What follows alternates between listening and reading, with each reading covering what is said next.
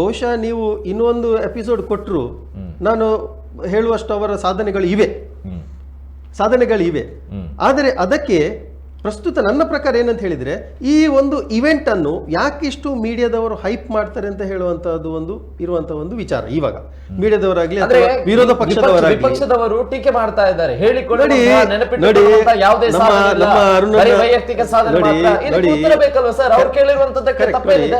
ಅಲ್ಲ, ನಾನು ಅದೇ ಹೇಳಿದ್ರೆ ನೋಡಿ, ಜಯರಾಮ್ ಸರ್ ಒಂದು ಮಾತು ಹೇಳಿದ್ರು, ಯಾರು ಎಷ್ಟು ಕೆಲಸ ಮಾಡಿದ್ರು ವಿರೋಧ ಪಕ್ಷದವರು ಅದ್ರ ಬಗ್ಗೆ ಟೀಕೆ ಮಾಡಿಯೇ ಮಾಡ್ತಾರೆ. ನೋಡಿ, ಒಂದು ಮಾತಿದೆ, ಏನ್ ಗೊತ್ತಾ, ಈಗ ನಮ್ಮ ಅರುಣಣ್ಣ ಒಂದು ಹೇಳಿದ್ರು, ಅದಕ್ಕೆ ನಾನೊಂದು ಕೌಂಟರ್ ಆಗಿ ಹೇಳುವಂತದ್ದು ನೋಡಿ, ಕುದುರೆ ಎಷ್ಟು ಚೆನ್ನಾಗಿ ಗಾಡಿ ಓಡಿಸಿದ್ರುಂಟಲ್ಲ, ಅದಕ್ಕೆ ಏಟು ಬೀಳುದು ತಪ್ಪುದಿಲ್ಲ. ಅದೇ ರೀತಿ ಈ ಮರ ಎಷ್ಟೇ ಸಿಹಿಯಾದ ಹಣ್ಣು ಕೊಟ್ಟರು ಅದಕ್ಕೆ ಕಲ್ಲು ಬೀಳುದು ತಪ್ಪುದಿಲ್ಲ. ಅದೇ ರೀತಿ ಒಬ್ಬ ಮನುಷ್ಯ ಎಷ್ಟು ಒಳ್ಳೆ ಕೆಲಸ ಮಾಡಿದ್ರು ಕೂಡ ಅವನನ್ನು ಟೀಕೆ ಮಾಡೋದನ್ನು ನಿಲ್ಲಿಸುವುದಿಲ್ಲ. ಸೊ ಹಾಗಿರುವಾಗ ಈ ಪ್ರತಿಯೊಂದಕ್ಕೆ ನಾವು ಪ್ರತಿದಿನ ಬಂದು ಏನ್ ಹೇಳ್ತಾರೆ, ಇವರು ಏನೋ ಒಂದು ಇವೆಂಟ್ ಇಟ್ಕೊಂಡು ಬರ್ತಾರೆ, ಅದಕ್ಕೆ ಓಕೆ ನಿಮ್ಮ ಸಿದ್ದರಾಮಯ್ಯ ಸಾಹೇಬ್ರು ಏನ್ ಮಾಡಿದ್ರು, ಎಲ್ಲದಕ್ಕೂ ನಾವು ಉತ್ತರ ಕೊಟ್ಕೊಂಡು ಕೂತ್ರೆ ನಮಗೂ ಆಗುದಿಲ್ಲ. ಟೈಮ್ ಬಂದಾಗ ನಾವು ಎಲ್ಲದಕ್ಕೂ ಕೊಟ್ಟಿದ್ದೇವೆ, ಇದೇ ವೇದಿಕೆಯಲ್ಲಿ ಕೊಟ್ಟಿದ್ದೇವೆ. ಯಾವ ಸಾಧನೆಗಳಿಗೆ ಏನೇನು ಸ್ಪಷ್ಟೀಕರಣ ಕೊಡ್ಬೇಕು ಅದನ್ನು ನಾವು ಟೈಮ್ಗೆ ಕೊಟ್ಟಿದ್ದೇವೆ. ತಾವು ಹೇಳುವಂತದ್ದು ಪರಿಸ್ಥಿತಿಗಳು ಅವರಿಗೆ ಪೂರಕವಾಗಿತ್ತು, ಹಾಗಾಗಿ ದಿನಗಳು ಉರುಳಿ ಹೋಯಿತು, ಹಾಗಾಗಿ ಅವರ ದಾಖಲೆಯ ಪುಟದಲ್ಲಿ ಅವರ ಹೆಸರು ಸೇರೋದಕ್ಕೆ ಒಂದು ಕಾರಣ ಆಯಿತು. ಅದು ಹೊರತಾಗಿ ಅವರ ಸಾಧನೆಯ ವಿಚಾರಗಳು ಇಲ್ಲಿ ಕೇಳಬೇಕಾದ ನೋಡಿ, ಪರಿಸ್ಥಿತಿ ಅವರ ಪರವಾಗಿತ್ತೋ ಇಲ್ವೋ ಗೊತ್ತಿಲ್ಲ, ಓಕೆ. ಆದರೆ ಆ ಪರಿಸ್ಥಿತಿಯನ್ನು ಹ್ಯಾಂಡಲ್ ಮಾಡುವಂತಹ ಒಂದು ವಿಧಿ ಇದೆ ನೋಡಿ, ಇಟ್ ಈಸ್ ಅನ್ ಆರ್ಟ್. ಯಾಕಂತ ಹೇಳಿದ್ರೆ ಈಗ ನೋಡಿ, ಈಗ ಪ್ರಸ್ತುತ ನಾವು ಹೇಳುವಂಥದ್ದು, ಈಗ ಸೆಂಟ್ರಲ್ ಅಲ್ಲಿ ಈಗ ಮೋದಿಜಿಯವರು ಸರ್ಕಾರ ನಡೆಸ್ತಿದ್ದಾರೆ, ಅವರು ಕೂಡ ನಡೆಸಿಕೊಡೋದು ಏನು ಸಿಂಗಲ್ ಹ್ಯಾಂಡೆಡ್ ನಡೆಸುವಂಥದ್ದಲ್ಲ, ಸಮ್ಮಿಶ್ರವಾಗಿ ನಡೆಸ್ತಿದ್ದಾರೆ. ಎಲ್ಲವನ್ನು ಮ್ಯಾನೇಜ್ ಮಾಡಿಕೊಂಡು ಹೋಗ್ಲೇಬೇಕಾಗ್ತದೆ, ಯಾರಿಂದನೂ ಒನ್ ಮ್ಯಾನ್ ಶೋ ಮಾಡ್ಲಿಕ್ಕೆ ಸಾಧ್ಯ ಇಲ್ಲ. ಒಂದು ದೂರವಾಣಿ ಕರೆ ಇದೆ. ಹಲೋ, ನಮಸ್ತೆ. ನಮಸ್ತೆ ಸರ್, ಹೇಳಿ. ಗುಣಕ್ಕೆ ಮತ್ಸರ ಪಡಬಾರ್ದಂತೆ, ಆದ ಕಾರಣ ಅವರಿಗೆ ಒಂದು ಕ್ರೆಡಿಟ್ ಕೊಡುವ, ದಾಖಲೆ ಮಾಡಿದ್ದಕ್ಕೆ ಅರಸು ಅವತ್ತು. ಬಟ್ ಅರಸನವರ ಹತ್ರ ಬರ್ಲಿಕ್ಕೆ ಅವರಿಗೆ ಸಾಧ್ಯ ಇಲ್ಲ, ಬಟ್ ಅವರು ದೀರ್ಘಾವಧಿ ಮಾಡಿದಾರನ್ನ ಅದಕ್ಕೊಂದು ನಾವು ಕ್ರೆಡಿಟ್ ಕೊಡುವ, ಆ ಮಟ್ಟಕ್ಕೆ ನಾವು ಇದು ಮಾಡುವ. ಇನ್ನೊಂದು, ಅವರು ಎಷ್ಟು ದೀರ್ಘಾವಧಿ ಆಡಳಿತ ಮಾಡಿದ್ದಾರೆ ಅನ್ನೋದು ಮುಖ್ಯ ಅಲ್ಲ, ಆಡಳಿತ ಮಾಡಿದ್ರಲ್ಲಿ ಯಾವ ರೀತಿಯಲ್ಲಿ ಮಾಡಿದ್ದಾರೆ, ಜನ ಮೆಚ್ಚುವಂತದ್ದು, ರಾಜ್ಯದ ಜನತೆ ಮೆಚ್ಚುವಂತದ್ದು ಏನು ಮಾಡಿದ್ದಾರೆ ಅದು ಮುಖ್ಯ. ಅದರಲ್ಲಿ ಅವರು ಫೈಲ್ ಆಗಿದ್ದಾರೆ. ಯಾಕೆಂದ್ರೆ ಅಭಿವೃದ್ಧಿ ವಿಚಾರವಲ್ಲ ಆಗ್ಲಿ, ಫುಲ್ ಅವರು ಫೈಲ್. ಮತ್ತೆ ಇನ್ನೊಂದು, ಅವ್ರು ಏನಾಗಿದೆ ಅಂದ್ರೆ, ಈಗ ನೋಡಿ 90 ಹಿಂದುಳಿದ ವರ್ಗದಲ್ಲಿ ಐನ್ ಅಂತ ಮಾಡಿದ್ರು, ಬಟ್ ಐನದವರಿಗೆ ಎಷ್ಟು ಜನರಿಗೆ ಅವರು ಕೊಟ್ಟಿದ್ದಾರೆ? ಅವರ ಸುತ್ತಮುತ್ತ ಇರುವ ಗಿರಾಕಿಗಳಿಗೆ ಮಾತ್ರ ಅವರು ಪ್ರಾಧಾನ್ಯತೆ ಕೊಟ್ಟಿದ್ದಾರೆ ವಿನಃ, ಮತ್ತೆ ಅವರ ಚೇಲಗಳಿಗೆ ಪ್ರಾಧಾನ್ಯತೆ ಕೊಟ್ಟರು ವಿನಃ ಅವರ ಮೊದಲಿನ ಸಿದ್ದರಾಮಯ್ಯ ಆಗಿರ್ಲಿಲ್ಲ. 5 ವರ್ಷದ ನೋಡಿ, 2.5 ವರ್ಷದ ಹಿಂದೆ ಸಿದ್ದರಾಮಯ್ಯನವರಾಗೇ ಇದ್ರು, ಸಮಾಜವಾದಿ ಆಗಿದ್ರು. ಅನಂತರ ಅವರು ಬದಲಾವಣೆ ಆಗ್ತಾ ಹೋಗಿದ್ದಾರೆ. ಮತ್ತೆ ಇವರು ಹೇಳಿದ್ರು ನೋಡಿ, ಆ ಪಿಕ್ಚರ್ ಅಭಿ ಬಾಕಿ ಅಂತ ಕಾಂಗ್ರೆಸ್ ವಕ್ತಾರರು ಹೇಳಿದ್ದಾರೆ. ಅದು ಅವರು ಕರೆಕ್ಟ್ ಹೇಳಿದ್ರು, ಯಾಕಂದ್ರೆ ಇನ್ನು ಪಿಕ್ಚರ್ ಸ್ಟಾರ್ಟ್ ಆಗುತ್ತೆ. ಯಾಕಂದ್ರೆ ಮುಖ್ಯಮಂತ್ರಿ ಉಪಮುಖ್ಯಮಂತ್ರಿ ಜಟಪಟಿಗಳು ಏನಾಗ್ತದೆ ಅಂತ ಅವರು ನೆಮ್ಮದಿ ಆಗಿರುತ್ತೆ. ಯಾಕಂದ್ರೆ ಅವ್ರದ್ದು ದಾಖಲೆ ಆಯ್ತಲ್ಲ, ಇನ್ನು ಬೇಕಾದ್ರೆ ಹೇಗೂ ಇರ್ಲಿ. ಇನ್ನೊಂದು ಏನ್ ಗೊತ್ತಾ, ಇಲ್ಲಿ ಇವರು ಬಂದ ಮೇಲೆ ಆಡಳಿತ ಯಂತ್ರದ ದುರುಪಯೋಗವೇ ಆಯ್ತು. ಭ್ರಷ್ಟಾಚಾರ ಒಂದು ಕಡೆಯಿಂದ, ಸ್ವಜನ ಪಕ್ಷಪಾತ ಒಂದು ಕಡೆಯಿಂದ, ತುಷ್ಟೀಕರಣ ನೀತಿ ಇನ್ನೊಂದು ಕಡೆಯಿಂದ. ಈ ರಾಜ್ಯದ ಜನತೆ ಮೆಚ್ಚಿಕೊಳ್ಳುವಂತದ್ದು, ನೆನಪಿಟ್ಕೊಳ್ಳುವಂತದ್ದು ಯಾವುದು ಮಾಡಲಿಲ್ಲ. ಯಾಕೆಂದ್ರೆ ಆದ ಕಾರಣ ನಾನು ಅರಸರಿಗೆ ಇವರನ್ನು ನಾವು ಸಮೀಕರಣ ಮಾಡ್ಲಿಕ್ಕೆ ಆಗೋದಿಲ್ಲ. ದಾಖಲೆ ಮಾಡಿದ್ರೆ ಅಷ್ಟಕ್ಕೆ ನಾವು ಸಂತೋಷ ಪಡುವ ಅಷ್ಟೇ. ಸರ್, ನಂದು ಒಂದು ವಿನಂತಿ ಇದೆ. ಏನಂತ ಹೇಳಿದ್ರೆ, ಈಗ ಇವರು ಏನೆಲ್ಲ ಈ ಪಟ್ಟಿ ಕೊಟ್ರ, ಇದು ಬಹುಶಃ ರಾಜ್ಯದಲ್ಲಿ ಹೊಸದೇನಾಗಿದ್ದಂತ ಅಲ್ಲ. ಯಾಕಂದ್ರೆ ಇದಕ್ಕಿಂತ ಮುಂಚೆ ಇವರು ಏನು ಹೇಳಿದ್ದಾರೆ, ಇವರೆಲ್ಲ ಏನು ಹೇಳಿದ್ರು ನೋಡಿ, ಅದೆಲ್ಲ ಈ ಬಿಜೆಪಿ ಸರ್ಕಾರ ಇರುವಾಗ ಆಗಿದ್ದಂಥದ್ದು ಒಂದು. ಮತ್ತೆ ಇನ್ನೊಂದು ಹೇಳ್ತೇನೆ, ಈ ಬಿಜೆಪಿ ಅವರು ಏನು ಈ ಟೆಕ್ನಿಕ್ ಆಡ್ತಿದ್ದಾರೆ ಅಂತ ಹೇಳಿದ್ರೆ, ಈ ಅರಸು ಅವರನ್ನು ಮತ್ತೆ ಸಿದ್ದರಾಮಯ್ಯ ಅವರನ್ನು ಇವರನ್ನು ಕಂಪೇರ್ ಮಾಡ್ಲಿಕ್ಕೆ ಸ್ಟಾರ್ಟ್ ಮಾಡಿದ್ದಾರೆ ಇವಾಗ ನೋಡಿ. ಅವರೇ ಸ್ಪಷ್ಟೀಕರಣ ಕೊಟ್ಟಿದ್ದಾರೆ ನೋಡಿ, ಅರಸು ಹೇಳುವಂಥವರು ಅದೊಂದು ದೈತ್ಯ ಶಕ್ತಿ, ಅವರನ್ನು ನನಗೆ ಕಂಪೇರ್ ಮಾಡಬೇಡಿ ಅಂತ ಸಿದ್ದರಾಮಯ್ಯ ಸಾಹೇಬರು ಹೇಳಿದ್ದಾರೆ. ಮತ್ತೆ ಅದಾದ ಹೇಳಿದ ಮೇಲೆಯೂ ಕೂಡ ಈ ಬಿಜೆಪಿ ಅವರು ಹಾಗೆ ಮಾಡಿದ್ರು, ಇವರು ಹೀಗೆ ಮಾಡಲಿಲ್ಲ, ಅದು ಮಾಡಲಿಲ್ಲ, ಇದು ಮಾಡಲಿಲ್ಲ ಅಂತ ಹೇಳಿ ಕೆಲವೊಂದೊಂದು ಕಂಪ್ಯಾರಿಸನ್ ಅನ್ನು ಮಾಡ್ಲಿಕ್ಕೆ ಸ್ಟಾರ್ಟ್ ಮಾಡಿದ್ದಾರೆ. ಹಾಗಿರುವಾಗ ಸಂಬಂಧಪಟ್ಟಂತೆ ಕಂಪ್ಯಾರಿಸನ್ ನಾವು ಈಗ ನಾವು ಕೇಳ್ತಾ ಇರುವಂತದ್ದು ಒಂದು ದೀರ್ಘಾವಧಿ ಸಿಎಂ ಅಂತ ಬಂದ ಬಳಿಕ, ಅಂದ್ರೆ ಇಡೀ ರಾಜ್ಯದ ಜನತೆ ಅವರಿಗೆ ಅಧಿಕಾರವನ್ನ ಅಧಿಕ ಸಮಯಗಳ ಕಾಲ ನೀಡಿದ್ದಾರೆ, ಅವರಿಂದ ಜನತೆಗೆ ಏನು ಸಿಕ್ಕಿದೆ ಅನ್ನುವಂಥದ್ದು, ಎಷ್ಟು ಸರ್ಕಾರಿ ಶಾಲೆಗಳ ಅಭಿವೃದ್ಧಿ ಆಗಿದೆ ಅಥವಾ ಎಷ್ಟು ಕಡೆ ದೌರ್ಜನ್ಯಗಳು ನಿಂತಿದೆ, ಈ ಹಿಂದಿನ ಸರ್ಕಾರಕ್ಕೆ ಕಂಪೇರ್ ಮಾಡಿದ್ರೆ ಈಗ ಎಲ್ಲೆಲ್ಲಿ ಕಲ್ಲು ತೂರಾಟಗಳು ಕಡಿಮೆ ಆಗಿದೆ, ಇಂತಹ ಎಲ್ಲಾ ವಿಚಾರಗಳನ್ನ ನೋಡಬೇಕಾಗುತ್ತೆ. ಅಭಿವೃದ್ಧಿ ವಿಚಾರಕ್ಕೆ ಸಂಬಂಧಪಟ್ಟಂತೆ JDS ನ ಶಾಸಕರು ಇವತ್ತು ಹೇಳ್ತಾರೆ, ನಮ್ಮ ಕಾಂಗ್ರೆಸ್ಗೆ ಬರೋದಾದ್ರೆ ನಿಮಗೆ ಅಭಿವೃದ್ಧಿ ವಿಚಾರಕ್ಕೆ ಸಂಬಂಧಪಟ್ಟಂತೆ ಫಂಡಿಂಗ್ ಅನ್ನು ರಿಲೀಸ್ ಮಾಡ್ತೇನೆ ಅಂತ ಹೇಳಿ ಸಿಎಂ ಸಿದ್ದರಾಮಯ್ಯ ಅವರೇ ಬೆಳಗಾವಿ ಅಧಿವೇಶನದಲ್ಲಿ ಹೇಳಿದ್ರಂತೆ. ಇಂತಹ ವಿಚಾರಗಳನ್ನ ಮಾತ್ರ ಹೇಳುವಂತದ್ದನ್ನ ಬಿಟ್ಟು ಅಭಿವೃದ್ಧಿ ವಿಚಾರದಲ್ಲಿ ಏನ್ ಬೆಳವಣಿಗೆ ಆಗಿದೆ ಕಾಂಗ್ರೆಸ್ ಸರ್ಕಾರದಲ್ಲಿ ಅಥವಾ ಸಿಎಂ ಸಿದ್ದರಾಮಯ್ಯ ಅವರು ಬಂದ ಬಳಿಕ ಅನ್ನುವಂಥ ಪ್ರಶ್ನೆ ಇರುವಂತದ್ದು. ಅರುಣ್ ಸರ್, ಈ ವಿಚಾರಕ್ಕೆ ಸಂಬಂಧಪಟ್ಟಂತೆ ಅಭಿವೃದ್ಧಿ ವಿಚಾರದಲ್ಲಿ ನೀವು ಮಾತನಾಡಬಾರ್ದು ಅಂತ ಹೇಳಿ ಮೊದಲೇ ಹೇಳಿದ್ದಾರೆ. ಸರ್ಕಾರ ಬಂದಿದೆ, ಗ್ಯಾರಂಟಿಗಳನ್ನು ಮಾತ್ರ ನಾವು ಕೊಡುವಂಥದ್ದು ಇನ್ನೊಂದು 5 ವರ್ಷ, ಅದು ಕೂಡ ಈಗ ಕೊಡ್ಲಿಕ್ಕೆ ಆಗ್ತಾ ಇಲ್ಲ. ವಿಧಾನಸೌಧದಲ್ಲೂ ಸುಳ್ಳು ಹೇಳಿಕೊಂಡು ತಿರುಗಾಡ್ತಾ ಇದ್ದಾರೆ. ನಾವು ಅಷ್ಟು ಕೊಟ್ಟು ಇಷ್ಟು ಕೊಟ್ಟಿವಿ ಅಂತ. ಮಿಡ್ಲಲ್ಲಿ 5,000 ಕೋಟಿ 11,000 ಕೋಟಿ ಎಲ್ಲೂ ಹೋಯ್ತು ಅಂತ ಹೇಳಿದ್ರೆ ಗೊತ್ತೇ ಇಲ್ಲ. ವಾಲ್ಮೀಕಿ ಹಗರಣ ಆಗುವಾಗ ಅದು ಬಾರಿಗೆ ಪೇಮೆಂಟ್ ಆಗಿದೆ, ಯಾವುದೋ ಜ್ಯುವೆಲರಿಸ್ಗಳಿಗೆ ಪೇಮೆಂಟ್ ಆದ್ರೂ ಕೂಡ ಸಿದ್ದರಾಮಯ್ಯನವ್ರು ಗೊತ್ತಿಲ್ಲ, ಕೋಟಿ ಕೋಟಿ ಹಣ ಪೇಮೆಂಟ್ ಆಗಿದೆ. ಯಾವ ಈ ಒಂದು ಶಿಸ್ತಿನಲ್ಲಿ ಇದೆಯೋ ದೇವರಿಗೆ ಗೊತ್ತು. ಮತ್ತೊಂದು ಗಮ್ಮತ್ ಅಂತ ಹೇಳಿದ್ರೆ ಕಾರ್ಮಿಕ ಇಲಾಖೆ ಬಹಳ ಮಾತಾಡ್ತಿದ್ರು ಸಂತೋಷ್ ಲಾಡ್ ಅವರು. ಅವರಿಗೆ ಟೆಂಡರ್ ಹಾಕಿ 600 ರೂಪಾಯಿದು ಸಿಗುವಂತ ಐಟಮ್ ಅನ್ನು ಟೆಂಡರ್ ಹಾಕಿ 2,600 ರೂಪಾಯಿಗೆ ತರಿಸಿಕೊಂಡು ಕಾರ್ಮಿಕರಿಗೆ ಕೊಡುವಂತ ಪರಿಸ್ಥಿತಿ. ಎಂಥ ಒಂದು ಸರ್ಕಾರ ಇದು, ಎಂಥ ಒಂದು ಅವಸ್ಥೆ. ಆವತ್ತು ಹೇಳಿದ್ರು ಇವರು ದೈತ್ಯರು ಅಂತ. ನಮ್ಮಲ್ಲಿ ದೈತ್ಯಕ್ಕೆ ಇನ್ನೊಂದು ಅಕ್ಷರ, ದೈತ್ಯ ನಿಜವಾಗಿ ಈ ಸರ್ಕಾರ ದೈತ್ಯರ ಸರ್ಕಾರ, ಇದು ರಾಕ್ಷಸರ ಸರ್ಕಾರ ಆಗಿಬಿಟ್ಟಿದೆ. ಇನ್ನು ಪಿಕ್ಚರ್ ಬಾಕಿ, ಇನ್ನೊಂದು ಈಗಲೇ ಹಾಫ್ ಪಿಕ್ಚರ್ ಆಗಿದೆ, ಇನ್ನು ಹಾರರ್ ಪಿಕ್ಚರ್ ಇನ್ನು ಎಷ್ಟು ಕಾಣ್ಲಿಕ್ಕಿದೆಯೋ ಈ ಸರ್ಕಾರದ ದಿಸೆಯಿಂದ ದೇವರಿಗೆ ಗೊತ್ತು. ಅದೆಷ್ಟು ಜನ ಹಾರರ್ ಆಗಿ ಭಯಪಟ್ಟುಕೊಂಡು ಈ ಹಿಂದೆ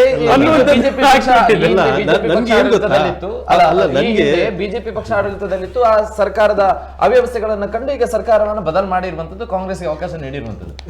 ಜಯರಾಮ್ ಸರ್, ಅಭಿವೃದ್ಧಿ ನನಗೆ ಒಂದು ವಿಷಯ ಹೇಳಲಿಕ್ಕಿತ್ತು. ಬಹುಶಃ ಏನೆಲ್ಲ ಪಾಯಿಂಟ್ ನಮ್ಮ ಅರುಣಣ್ಣ ಹೇಳಿದ್ರು ಎಲ್ಲ ಇವರ ಸರ್ಕಾರದಲ್ಲಿ ನಡೆದದನ್ನೇ ಕಾಪಿ ಪೇಸ್ಟ್ ಮಾಡಿ ಇಲ್ಲಿ ಬಿಜೆಪಿಯ ಬದಲು ಕಾಂಗ್ರೆಸ್ ಅಂತ ಹೇಳ್ತಿದ್ದಾರೆ ಅಷ್ಟೇ. ಮತ್ತೆ ಇದರಲ್ಲಿ ಏನು ವ್ಯತ್ಯಾಸ ಎಂತದಿಲ್ಲ. ಇವರು ಏನೇನೀಗ ರೇಸ್ ಮಾಡಿದ್ದಾರೆ ನೋಡಿ. ಇದಕ್ಕಿಂತ ಮುಂಚೆ ಹೇಳಿದ್ರು 3rd ಲಾರ್ಜೆಸ್ಟ್ ಎಕಾನಮಿ ಆಗಿದೆ ಇವರ ಮೋದಿ, ನಮ್ಮ ಮೋದಿ ಅವರನ್ನೆಲ್ಲ ಸ್ವಲ್ಪ ಹೊಗಳಿ ಎಲ್ಲ ಹೇಳ್ತಾಳೆ ಅಲ್ಲ. ನಾವು ಮತ್ತು ಕೂಡ ನೋಡ್ಬೇಕಾಗ್ತದೆ, ಯಾಕಂದ್ರೆ ಜನರಿಗೆ ಹಾಫ್ ಇನ್ಫಾರ್ಮೇಶನ್ ಕೊಡೋದಲ್ಲ ನಾವು. We are moving towards 3rd largest ಎಕಾನಮಿಯಲ್ಲಿ ಯಾವುದರಲ್ಲಿ ನಮ್ಮ ಏನು ಹೇಳ್ತಾರೆ ತಲಾ ಆದಾಯ ನೋಡ್ಬೇಕಲ್ಲ. ಒಬ್ಬ ಮನುಷ್ಯನ ತಲಾ ಆದಾಯ ಎಷ್ಟಿದೆ ಅಂತೇಳಿ ನೋಡದೆ ನಾವು ಏನೋ ಒಂದು ನಮ್ಮ ದೇಶದಲ್ಲಿ ಜನಸಂಖ್ಯೆ ಜಾಸ್ತಿ ಇದೆ ಆದ್ರಿಂದ ನಮ್ದು ಇಲ್ಲಿ ಎಂತ ಹೇಳ್ತಾರೆ GDP 2013ರಲ್ಲಿ ಮತ್ತೆ ಇವಾಗ ತಲಾ ಆದಾಯ ಲೆಕ್ಕ ಮಾಡ್ಕೊಂಡು ಹೇಳಿ, ಜನಸಂಖ್ಯೆ ಕೂಡ ಜಾಸ್ತಿ ಆಗಿದೆ, ತಲಾ ಆದಾಯ ಕೂಡ ಜಾಸ್ತಿ ಆಗಿದೆ. ಎಷ್ಟರವರೆಗೆ ಅಂತ ಹೇಳಿದ್ರೆ ನಮ್ಮ ಗರೀಬಿ ಕಡು ಬಡತನ ರೇಖೆಯಲ್ಲಿ ಇದ್ರು ಅವ್ರು 25 ಕೋಟಿ ಜನ ಅದರಿಂದ ಮೇಲೆ ಬಂದಿದ್ದಾರೆ. ಇನ್ನೂ ಕೂಡ ಕೊಡ್ತೀವಿ ಸರ್, ಇನ್ನೂ ಕೂಡ ಕೊಡ್ತೀವಿ, ಇನ್ನು ಸುಧಾರಣೆ ಮಾಡಿಕೊಡ್ಬೇಕಲ್ಲ.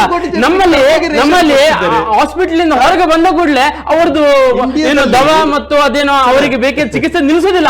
ಹಾಸ್ಪಿಟಲ್ ಇಂದ ಹೊರಗೆ ಬಂದ್ರಲ್ಲ ಅಂತ ಅವರಿಗೆ ಇನ್ನೂ ಕೂಡ ಕೊಡ್ತೀವಿ. ಎಲ್ಲಿವರೆಗೆ ಅಂತ ಹೇಳಿದ್ರೆ ಅವರೇ BPL ಕಾರ್ಡ್ ಅನ್ನು ಕ್ಯಾನ್ಸಲ್ ಮಾಡಿಕೊಂಡು ನಾವು ಒಂದಷ್ಟು ಸಾಲ ಮಾಡಿಕೊಂಡು ಒಂದಷ್ಟು ಇನ್ಕಮ್ ಟ್ಯಾಕ್ಸ್ ರಿಟರ್ನ್ಸ್ ಕಟ್ತೇವಲ್ಲ, ಆಟೋಮೆಟಿಕ್ ಆಗಿ ಅವರಿಗೂ ಕೂಡ ನಿಲ್ಲುತ್ತೆ, ಅವರು ಮೇಲ್ ದರ್ಜೆಗೆ ಹೋಗ್ತಾರೆ. ಸರ್, 25 ಕೋಟಿ ಜನ ಭಾರತದಲ್ಲಿ ಇನ್ನೂ ಕೂಡ ಬಡತನ ರೇಖೆಗಿಂತ ಕೆಳಗೆ. This is world's number 1 country ಅಂತ ಹೇಳ್ತಿದ್ದಾರೆ ಸರ್. ಅದಕ್ಕೆ ಏನಂತ ಹೇಳಿ ಸ್ಪಷ್ಟನೆ ಕೊಡ್ಬೇಕಾಗ್ತದೆ ಅಲ್ಲ. ಯಾಕಂದ್ರೆ ನಾವು ಎಲ್ಲೋ ಖಾಲಿ ಏನು ಒಳ್ಳೇದಿದೆ ನೋಡಿ ಅದನ್ನು ಮಾತ್ರ ನಾವು ಹೈಲೈಟ್ ಮಾಡ್ತಾ, ಅದು ಒಂದೇ ಪಾಯಿಂಟ್ ಇರ್ತದೆ. ಅದರ ಮೇಲೆನೆ ನಿಮ್ಮ ಎಲ್ಲ ಡಿಬೇಟ್ ನಡೀತಿತ್ತು. ಈಗ GDP ಮೇಲೆ ಬಂದ್ರೆ ಅದರಿಂದ ಬೇರೆ ಕಡೆ ಹಾಡ್ತಾರೆ. ಪ್ಯಾರಾಮೀಟರ್ಸ್ GDP ಎಂತ ಉಂಟು ಅಂತ ಹೇಳಿ ನೀವು ಹೇಳ್ತಿದ್ದೀರಿ. ಜನಸಂಖ್ಯೆ ಜಾಸ್ತಿ ಆಗ್ತಿದೆ, ಕನ್ಸಂಪ್ಷನ್ ಜಾಸ್ತಿ ಆಗ್ತಿದೆ. ಇದೇ GDP ಅನ್ನು ನೀವು ಬೇರೆ ಕಂಟ್ರಿಗೆ ಕಂಪೇರ್, ಈಗ ಚೈನಾಗೆ ನೀವು ಯಾಕೆ ಚೈನಾ ಕಂಪೇರ್ ಮಾಡ್ತಿಲ್ಲ? 70 ವರ್ಷದ ದುರಾಡಳಿತದಿಂದ ನಾವು ಚೈನಾಗಿಂದ ಎಷ್ಟೋ ಹಿಂದಿದ್ದೇವೆ. ಭದ್ರತಾ ನಮ್ಮ ವಿಶ್ವಸಂಸ್ಥೆಯಲ್ಲಿ ಹೋಗಬೇಕಾದ ಸಂದರ್ಭದಲ್ಲಿ ಚೈನಾದವರ ನೀವು ದೊಡ್ಡ ಸಲ ಮುಡಿತಾ ಇದ್ದೀರಿ ಸೆಂಟ್ರಲ್ ಇಂದ. ಬಹಳ ದೀರ್ಘಕಾಲ ಆಡಳಿತ ಮಾಡಿದ ಮುಖ್ಯಮಂತ್ರಿ ಅಂತೇಳಿ ದಾಖಲಾಗುವಾಗ ಅದು ಬೇಕಿತ್ತು ಬೇಡ ಇತ್ತು ಅಂತ ಪ್ರಶ್ನೆ ಬರುವುದಿಲ್ಲ. ಬಹುಶಃ ಇದನ್ನು ಖುದ್ದು ಸಿದ್ದರಾಮಯ್ಯ ಸಂಭ್ರಮಿಸಿಲ್ಲ ಅಂತ ಹೇಳಲಿಕ್ಕೆ ಆಗುದಿಲ್ಲ. ಅವರು ಹೇಳಿರ್ಬೋದು ಕಂಪ್ಯಾರಿಸನ್ ಮಾಡಿ, ಆದ್ರಿಂದ ದೀರ್ಘಕಾಲ ಆಡಳಿತ ಮಾಡಿದ್ದು ದಾಖಲಾದಾಗ ಅದು ಖಂಡಿತವಾಗಿ ಸಹಜವಾಗಿ ಕೂಡ ಅದಕ್ಕೆ ಒಂದು ವೆಯ್ಟ್ ಬರ್ತದೆ, ಕ್ರೆಡಿಬಿಲಿಟಿ ಬರ್ತದೆ. ಆದರೆ ಈ ಅವಧಿಯಲ್ಲಿ ಈ 2ನೇ ಅವಧಿಯಲ್ಲಿ ಅವರ ಎಲ್ಲ ಒಂದು ದೌರ್ಬಲ್ಯಗಳನ್ನು ಹಿನ್ನೆಲೆಗೆ ಹಾಕಿದ್ದು ಅಂತಂದ್ರೆ ಗ್ಯಾರಂಟಿ ಯೋಜನೆಗಳು. ಹಾಗಾದ್ರೆ ಮೊನ್ನೆ ಬಳ್ಳಾರಿಯಲ್ಲಿ ಗೋಳಿ ಸಿಡಿದಿದೆ, ಶಾಸಕರು ನಿನ್ನೆ ಹೊಡ್ಕೊಂಡಿದ್ದಾರೆ, ಮೂಡಾ ಹಗರಣ ಅವರ ಬೆನ್ನಿನಲ್ಲೇ ಇದೆ. ನೀವು ಕೋರ್ಟಿನಿಂದ ನಾನು ಕ್ಲೀನ್ ಚಿಟ್ ತಗೊಳ್ಳೋದು ಬಹಳ ದೊಡ್ಡ ಸಂಗತಿ ಅಲ್ಲ. ಯಾಕೆ ಹೇಳಿದ್ರೆ ನಿಮ್ಮ ಅಷ್ಟು ಹೈಯೆಸ್ಟ್ ಪೇಯ್ಡ್ ಲಾಯರ್ಗಳು ವಾದಿಸುವಾಗ ನ್ಯಾಯ ಕೆಲವರಿಗೆ ಮರೀಚಿಕೆ ಆಗ್ತದೆ, ಅಥವಾ ಅಲ್ಲಿರುವ ಪಾಯಿಂಟ್ಗಳು ಆ ರೀತಿ ಪ್ರೆಸೆಂಟ್ ಆಗುವಾಗ ಸೀನಿಯರ್ ಕೌನ್ಸಿಲ್ಗಳು ನೀವು ಆಬ್ಸಲ್ಯೂಟ್ ನ್ಯಾಯವನ್ನು ಯಾವುದೇ ನ್ಯಾಯಾಲಯ ಕೊಡ್ತದೆ ಅಂತ ಹೇಳಲಿಕ್ಕೆ ಆಗುದಿಲ್ಲ.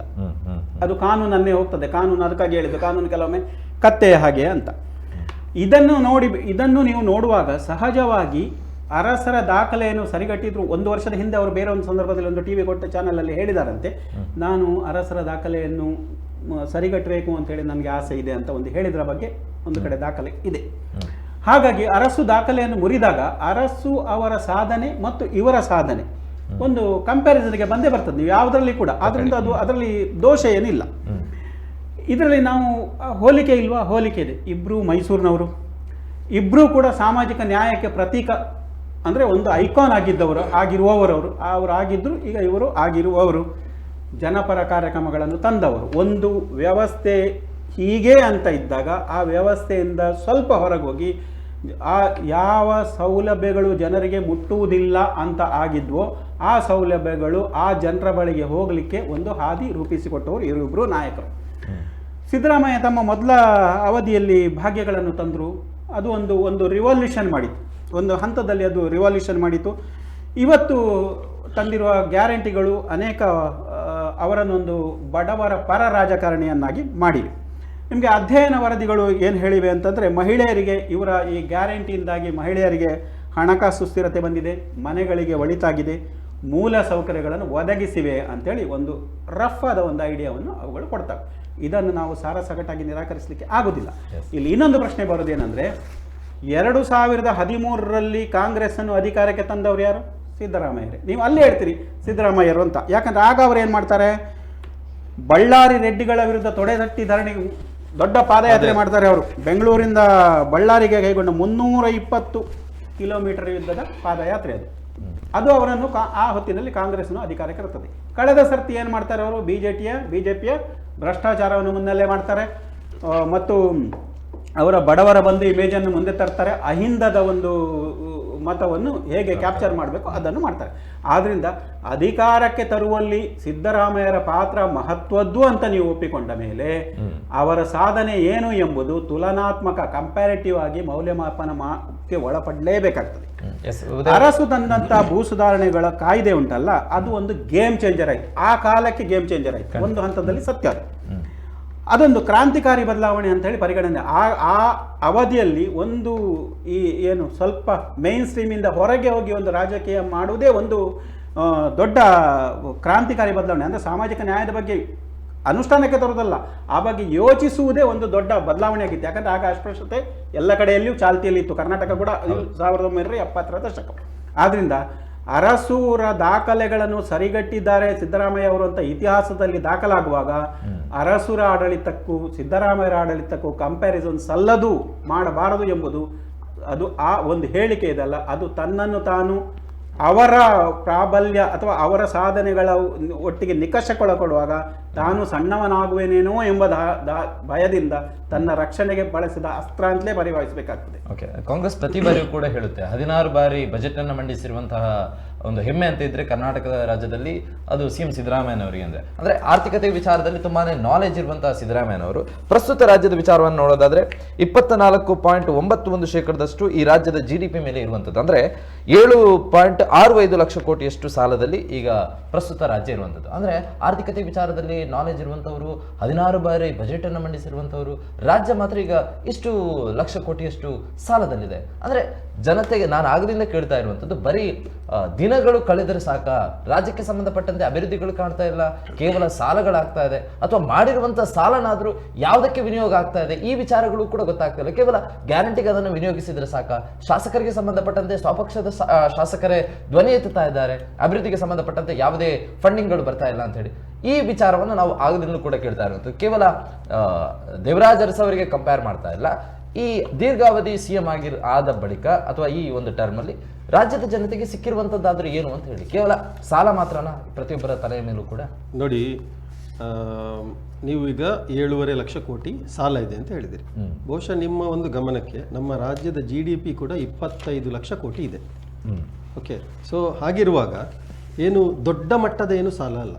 ಯಾಕಂತ ಹೇಳಿದ್ರೆ ಅನುಪಾತವಾಗಿ ನಾವು ನೋಡಿಕೊಂಡು ಬಂದರೆ ಏನು ಹೇಳ್ತಾರೆ, ಈಗ ಒಬ್ಬ ಒಂದು 100 ರೂಪಾಯಿ ದುಡ್ದು 100 ರೂಪಾಯಿ ಸಾಲ ಮಾಡಿದರೆ ಅವನು ಲೈಫ್ ಅಲ್ಲಿಂದಲ್ಲಿಗನೇ ಹೋಗ್ತದೆ ಅಂತೇಳಿ. 100 ರೂಪಾಯಿ ದುಡ್ದು 110 ರೂಪಾಯಿ ಸಾಲ ಮಾಡಿದರೆ ಅವನಲ್ಲಿ ಲೈಫ್ ಮುಗೀತು ಅಂತೇಳಿ. ಸೊ ನಾವಿಲ್ಲಿ ಏನಾಗ್ತಿದೆ, 25 ರೂಪಾಯಿ ನಾವು ದುಡಿತಿದ್ದೇವೆ, ನಮ್ಮದೀಗ ಸಾಲ ಇರೋದು ಖಾಲಿ 7 ರೂಪಾಯಿ ಮಾತ್ರ.